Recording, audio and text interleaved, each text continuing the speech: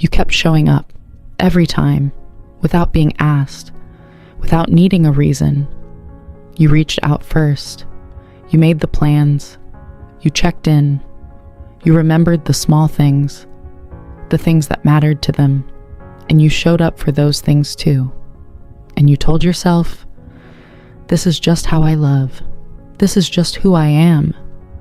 Some people show up loudly. I show up consistently. But there was a night, just an ordinary night, when you were about to reach out again. Thumb hovering, message half typed, and something made you stop. Not anger, not a decision, just a stillness. A quiet that asked a question you had been avoiding for a very long time. When was the last time they reached out first? And in the silence that followed that question, you had your answer. You put your phone down, and you sat with something that had been true for a long time, but that you were only just now willing to finally see. You were the only one trying. You always had been. And once you saw it, you couldn't unsee it. You started counting, not obsessively, just honestly. How many times had you reached out first this month? How many plans had you made that would never have existed if you hadn't made them? How many conversations had you carried, asking questions, showing interest, keeping things alive, while they responded just enough to make you feel like it was mutual? And the answer sat heavy in your chest, because it wasn't a recent thing. It had been this way for a long time, maybe from the beginning. And you had been so focused on showing up, so committed to being the person who never gave up on people, that you hadn't stopped to notice that your effort was the only thing holding this together. Remove your effort, and there was nothing. Not a relationship that would struggle without you, not a connection that would feel your absence. Just silence. The kind that reveals exactly how much someone actually valued what you were giving. And here is what made it worse. You weren't angry at them. You were angry at yourself for missing it, for convincing yourself it was balanced when it wasn't, for being so afraid of losing the connection that you kept feeding it alone, long after it had stopped feeding you back. But here's what you need to understand about why you couldn't see it sooner. Today, you are going to understand exactly why you couldn't see it sooner, and why seeing it now is not a loss. It is the most important thing that has ever happened to you. In this video, you will discover 5 psychological truths about one-sided relationships.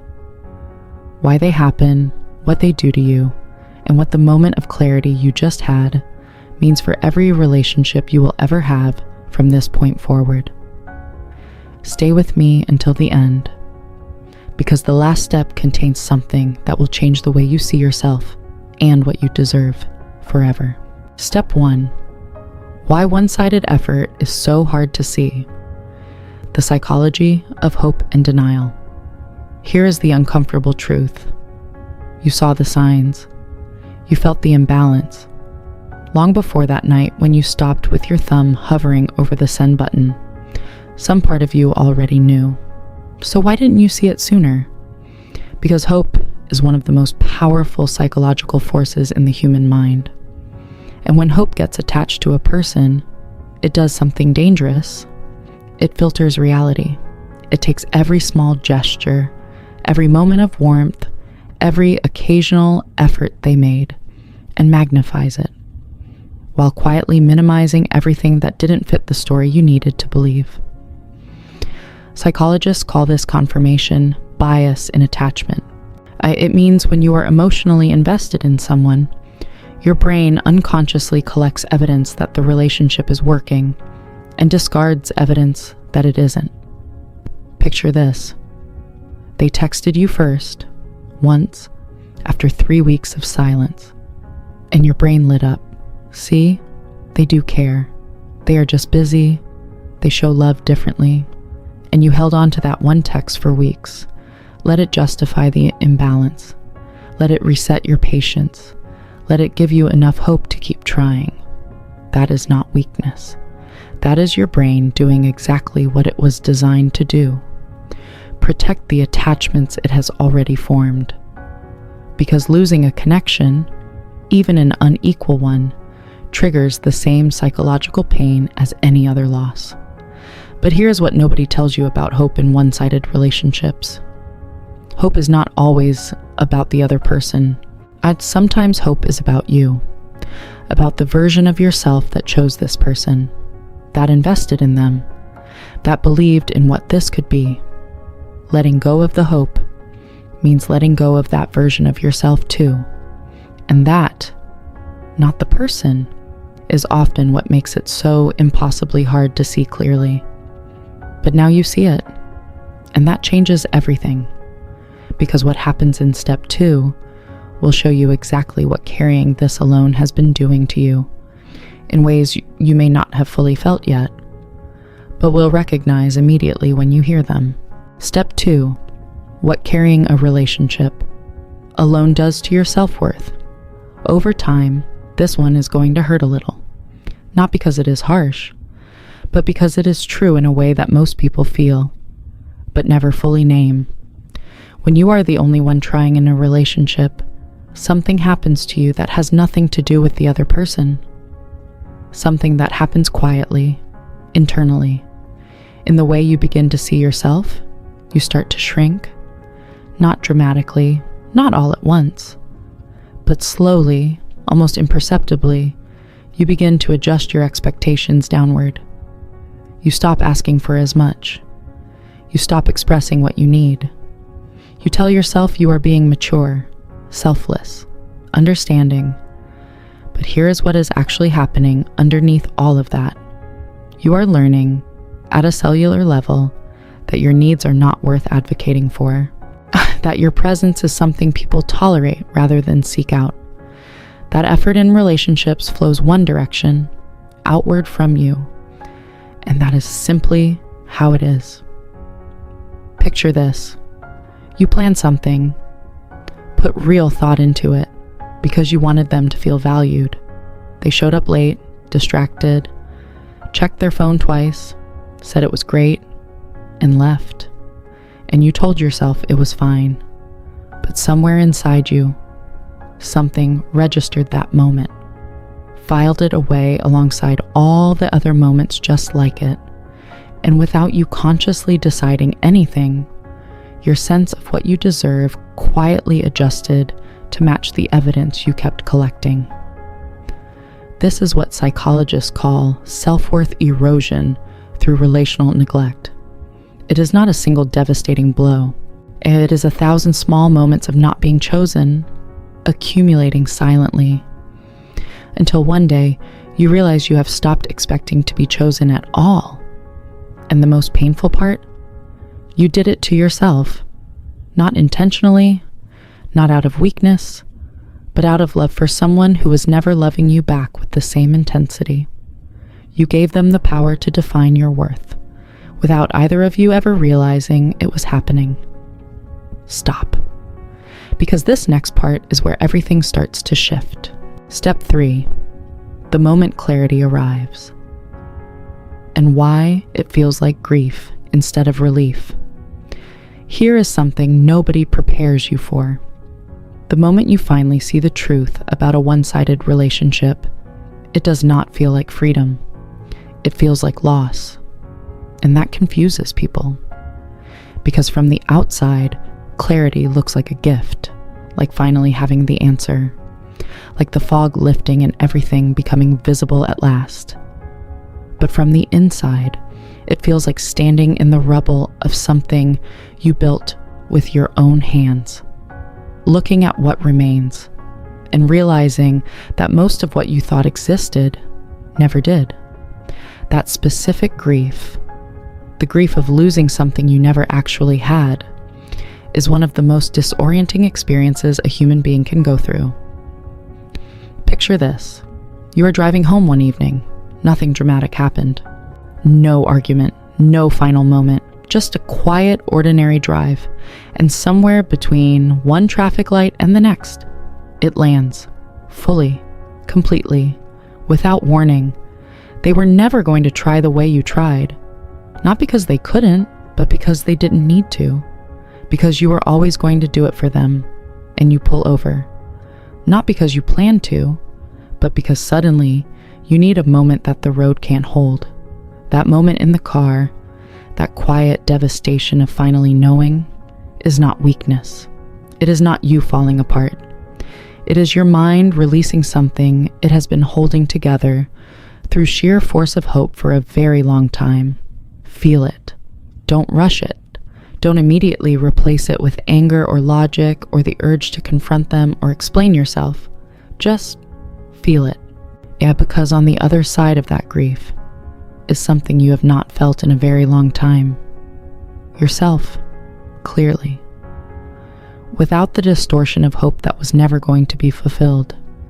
And that, as painful as the path to it is worth every moment of the grief it cost you to get there. But hold on, because step 4 is the one that answers the question you are already asking. Why? Why didn't they try? Was it me? Was there something I could have done differently? The answer is not what you expect. Step 4, why the person who never tried was never going to. The psychology of unequal investment. Let's answer the question that has been sitting in your chest since the moment you saw the truth. Was it you? No, not in the way you think. Here's what actually happened. And understanding this, truly understanding it, is the thing that will finally let you put this down. Some people move through relationships as receivers, not because they are cruel, not because they don't care at all, but because somewhere in their history, they learned that love flows toward them. That effort is something other people make. That showing up consistently is not something they need to do, because someone will always show up for them regardless. Psychologists call this an anxious avoidant attachment dynamic. It means one person pursues, invests, tries, and the other receives, withdraws, and takes the effort for granted. Not always consciously, not always maliciously, but consistently, predictably, in a pattern that repeats itself in every relationship they have. Picture this. Think about how they were with other people in their life. Not just you. Their friendships, their family, the pattern of who reached out, who remembered, who made the effort. I will bet everything that you were not the first person to carry more than your share with them. And that tells you something crucial. It was never about you specifically. It was about the role you accepted in their life. The moment you became the one who tried, you became the one who would always try. Because that is what the dynamic required. Yeah, and as long as you kept trying, there was no reason for them to. Here is the most important psychological truth in this entire video. People do not rise to show up for you. They rise to the level of what you require from them. When you require nothing, when you absorb the imbalance silently, when you keep trying regardless of whether they reciprocate, you are not showing them love. You are showing them that your effort has no conditions. An effort without conditions, in an unequal relationship, does not inspire them to try harder. It teaches them that they never have to. And this is the part that changes everything. The moment you stopped, thumb hovering, and chose not to reach out, something shifted. Not just in the relationship, in you. You stopped teaching them that your effort was unconditional. And for the first time, the silence was not theirs. It was yours. Chosen, deliberate, powerful. Step 5 is where we take that power and build something with it that no one can ever take from you again. Step 5, what you do with this realization. And why? Walking away is not giving up, but growing up. Here is where everything changes. Not the relationship, not them. You. Because here is the truth about the person you are right now. Sitting with this realization, finally seeing clearly what has been true for a long time. You are not broken. You are not too much. You are not someone who loved wrong or tried too hard or gave too freely. You are someone who finally learned the most important lesson that one-sided relationships exist to teach: that your effort is not infinite, that your presence is not something people are entitled to, that showing up consistently, quietly, without recognition is one of the most valuable things a human being can offer, and it deserves to be met equally, deliberately, without you having to ask. But here's what walking away from this actually requires, and most people get this wrong. It does not require anger. It does not require a confrontation. It does not require sending the message that explains everything they did wrong, the one you have been composing in your head for weeks. It requires something much harder than any of those things. It requires silence. Your silence. The same silence you felt that night when you put your phone down and finally stopped. Not as punishment, not as a game, but as a statement, made to yourself more than to them, that you are no longer available to be the only one trying. Picture this. The day after you stop reaching out, they notice. Maybe not immediately, maybe not for a week, but eventually. The absence of your effort creates a silence loud enough that even someone who never tried can hear it. Some of them will reach out, suddenly warm, suddenly present, suddenly everything you needed them to be when you were still trying. And you will feel the pull, that familiar hope rising again, that voice saying, "See, they do care. It just took them time. Stop. And remember, step 1. That is not love recognizing your value. That is need recognizing its supply has disappeared. Real love does not require you to disappear before it shows up. Real love shows up before it has to. And here is the most powerful thing you will take from this entire video. The effort you were pouring into someone who was never going to meet you halfway, that effort did not disappear. It did not get wasted. It got redirected back to you. And every morning you wake up and choose not to reach out first. Every boundary you hold in the quiet without announcing it. Every moment you invest in yourself instead of in someone who was never investing back. That is not giving up on them. That is finally, after a very long time, choosing yourself. And choosing yourself is not the end of your story. It is the first sentence of the one that actually matters. So let's bring this all together. You were the one who showed up, every time, without being asked, without keeping score, without making them feel guilty for receiving what you gave so freely. And for a long time, you called that love. But now you understand what it really was.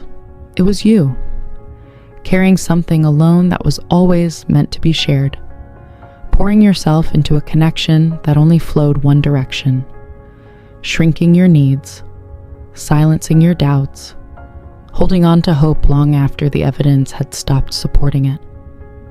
And then, one quiet, ordinary night, you stopped. And in that stopping, you found something you had been losing piece by piece without realizing it. Yourself. You now understand why you couldn't see it sooner. Because hope protects the attachments we are most afraid to lose. While you felt what carrying it alone did to your sense of worth, quietly, invisibly, over time. You sat with the grief of clarity and understood that grief is not weakness, but release. You saw that their inability to try was never about your value, but about a pattern that existed long before you. And you learned that walking away from one-sided effort is not giving up on love. It is finally understanding what love is supposed to feel like. Equal, mutual, chosen, by both people, every single day. You were never asking for too much. You were asking the wrong person. And now, for the first time, you know exactly the difference. If this video said something you have needed to hear for a long time, don't keep it to yourself. Share it with someone who is still the only one trying. Someone who keeps showing up for a person who never shows up for them. Someone who deserves to finally understand what their exhaustion is trying to tell them. If this helped you, hit the like button right now. Subscribe for more psychological insights that help you understand yourself and protect your peace every single week. And drop a comment below. Tell me, have you ever been the only one trying? Just say yes. I felt this. I read every single one. Next video, something that will stop you completely. The psychology of why some people only miss you after they lose you, and what that actually says about them. You will not want to miss that.